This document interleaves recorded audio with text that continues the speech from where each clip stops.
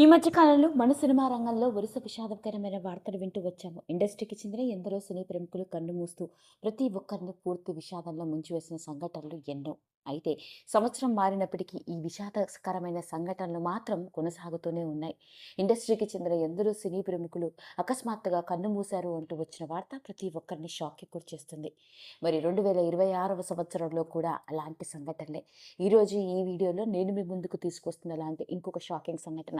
Cinema రంగంలోకి నటుడిగా అడుగుపెట్టి దాదాపు 300కి పైగా సినిమాలలో విభిన్నమైన పాత్రలు, ముఖ్యంగా నెగిటివ్ షేడ్ ఉన్న పాత్రల్లో తనదైన విలనిజంతో అలరించిన ప్రముఖ సీనియర్ మోస్ట్ నటుడు ఇక లేడు అన్న వార్త ఇప్పుడు ప్రతి ఒక్కరిని షాక్కి గురిచేసింది.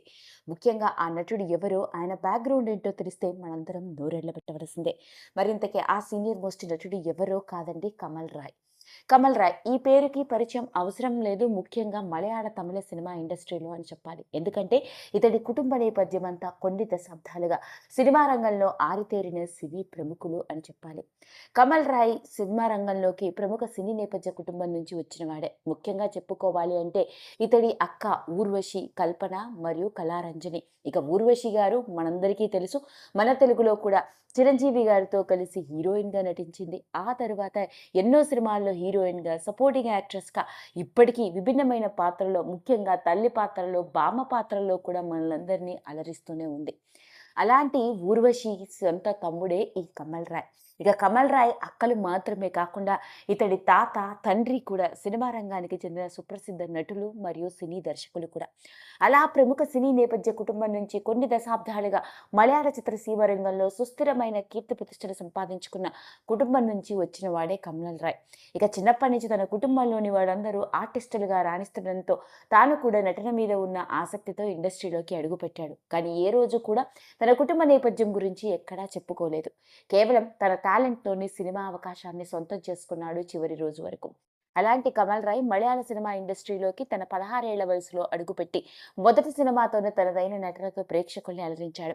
ముఖ్యంగా ఇతడు నటించిన సినిమాల్లో ఇతడికి బాగా పేరు తెచ్చిపెట్టిన సినిమాలు యువజనోత్సవం, కళ్యాణ సౌగంధికం అనే సినిమా ఇతడికి నటుడిగా మంచి పేరు తెచ్చిపెట్టాయని చెప్పాలి. ముఖ్యంగా చెప్పుకోవాలి, యువజనోత్సవం అనే సినిమాలోని పాటలోని ఇతడి నటన అప్పటి మలయాళ ప్రేక్షకులందరినీ బాగా అలరించింది.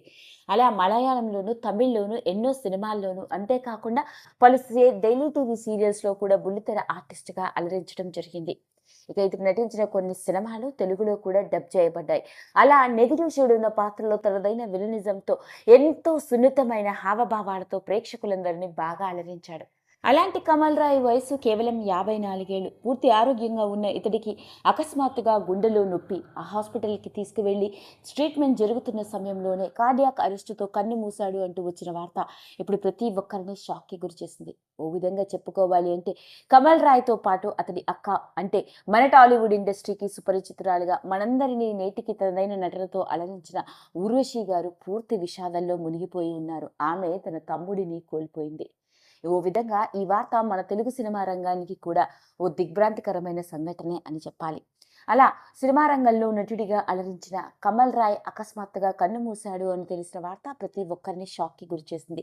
విషయం తెలిసిన వెంటనే ఇండస్ట్రీకి చెందిన ఎందరో సినీ ప్రముఖులు పరుగు పరుగున ఆయన ఇంటికి తరలి వెళ్లి ప్రగాఢ సంతాపాన్ని వ్యక్తపరుస్తున్నారు. మరి ఏది ఏమైనప్పటికీ ఇంతటి విషాదకరమైన సంఘటన నుంచి మనందరికీ సుపరిచితురాలు అయిన ఊర్వశి గారు, ఆమె కుటుంబ సభ్యులు త్వరగా తేరుకునే గుండె నిబ్బరాన్ని, కమల్ రాయ్ ఆత్మకి పరిపూర్ణమైన శాంతి కలగాలని మనందరం మనస్ఫూర్తిగా ఆ దేవుడిని వేడుకుందాం. ఈ వీడియో కనుక మీకు నచ్చినట్లయితే లైక్ చేయండి, షేర్ చేయండి, సబ్స్క్రైబ్ చేసుకోండి. మరిన్ని వీడియోస్ కోసం పక్కనే ఉన్న బెల్ ఐకాన్ని నొక్కడం మాత్రం మర్చిపోకండి.